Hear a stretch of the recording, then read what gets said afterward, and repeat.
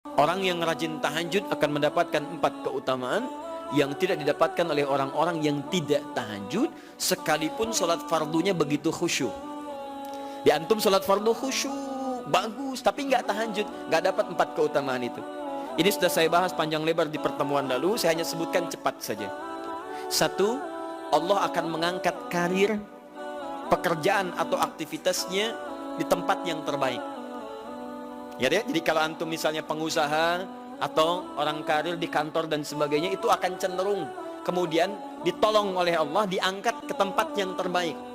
Terbaik itu tidak harus puncak yang paling tinggi, direktur, tidak misalnya, tapi tempat yang bisa membuat nyaman hidup Anda, sholat bisa nyaman, bergaul juga nyaman, dan tenang kehidupannya. Mungkin level Anda nggak sampai puncaknya direktur utama, mungkin direktur 1, 2 gitu ya, tapi Anda dijauhkan dari hal-hal yang maksiat, dijauhkan. Sholatnya enak, punya ruangan nyaman dan sebagainya. 2, Allah akan bimbing setiap ahli tahajud. Allah akan bimbing sehingga menjalani awal pekerjaannya dengan begitu mudah. Wa rabbi adkhilni mudkhala sidqin. Ya Allah, tolong bimbing saya supaya mengawali pekerjaan dengan cara yang benar. 3, awas hati-hati. Anda memang posisi tinggi, sekarang dapat proyek. Apakah setiap yang dapat proyek menjalani pekerjaannya dengan benar? Belum tentu. Jangan tinggi-tinggi lah. Maaf ya, apakah orang tua yang sekarang menyekolahkan anaknya ke tempat belajar menjalani awalnya dengan benar? Hati-hati ya Bu ya, Pak. Bapak Ibu menyekolahkan anak dengan awal yang salah, maka memberikan jalan keburukan ketika dia belajar. Saya katakan, jangan pernah Anda masukkan anak Anda ke sekolah dengan menyogok. Bayar sekian supaya masuk, menyalahi aturan. Kalau awalnya sudah salah, bagaimana anak Anda bisa belajar dengan benar? Mustahil mendapatkan sesuatu yang tidak baik. Yang baik itu mustahil didapatkan. 3, wa akhrijni mukhrajas sidqin. Allah berikan jalan keluar terbaik dari persoalan yang dirasakan.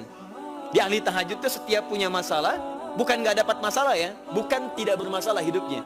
Dia mendapat ujian juga. Cuman sebelum diuji, diringankan masalahnya, sehingga seakan-akan nggak punya masalah. Padahal sama dengan yang lain, cuma saat akan dia lalui, Allah ringankan persoalannya sehingga mudah dilalui. Dan yang keempat ini yang hebat. Ya, waj'alni min ladunka sultanan nasira. Allah akan tolong langsung orang ini ketika ada lingkungan sekitar yang akan menyakiti atau menjahilinya. Kalau diisengi orang, diganggu orang dan sebagainya, ini orang-orang seperti ini langsung mendapatkan perlindungan dari Allah Subhanahu wa taala. Ada satu kali, ini kisah nyata, seorang saleh ahli tahajud, sampai saking ahli tahajudnya tidak ingin meninggalkan kebiasaan ini. Ini sangat nyata kisahnya dan tidak mengarang. Satu kali Pak, kemudian malam-malam dia perjalanan dengan rombongan. Begitu perjalanan, orang-orang tidur, sampai dia mengendap-endap, kebiasaannya tidak ingin diketahui oleh orang lain. Satu malam kemudian dia bangun setelah orang lain tidur, masuk dia sedikit ke area sedikit ada dalam hutan.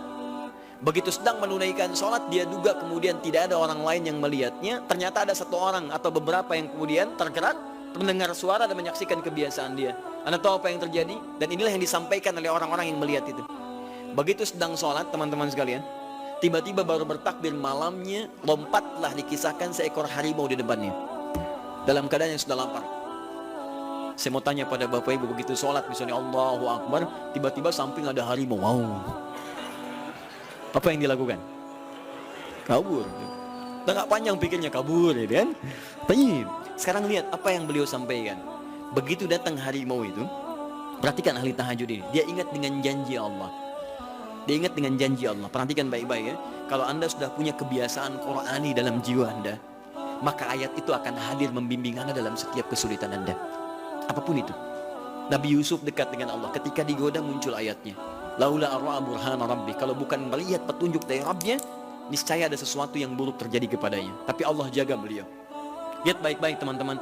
Begitu melompat harimau itu, kemudian dia katakan dalam jiwanya, lihat kalimatnya, ya khalqallah, hei makhluk Allah. Dia tidak katakan ya namar, hei harimau, tidak.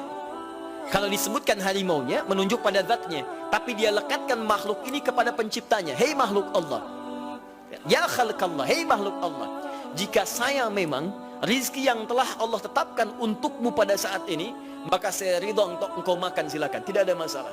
Kalau Allah tetapkan saya sebagai rizki untukmu pada saat ini, silahkan. Tapi kalau saya bukan menjadi rizki yang telah Allah tetapkan untukmu pada saat ini, maka jangan coba-coba ganggu ibadahku hari ini. Lihat kalimatnya, bukan jangan makan aku. Ingat, bukan jangan makan aku. Jangan coba-coba ganggu ibadahku saat ini, atau aku akan mohonkan pada Allah penciptamu untuk menghancurkan engkau saat ini juga. Perhatikan, dia minta jangan ganggu tahajudnya, bukan jangan makan dirinya. Apa yang terjadi ketika dikaitkan dengan ayat perlindungan tentang tahajudnya, maka tiba-tiba harimau ini pergi meninggalkannya, mengaum sekali langsung pergi.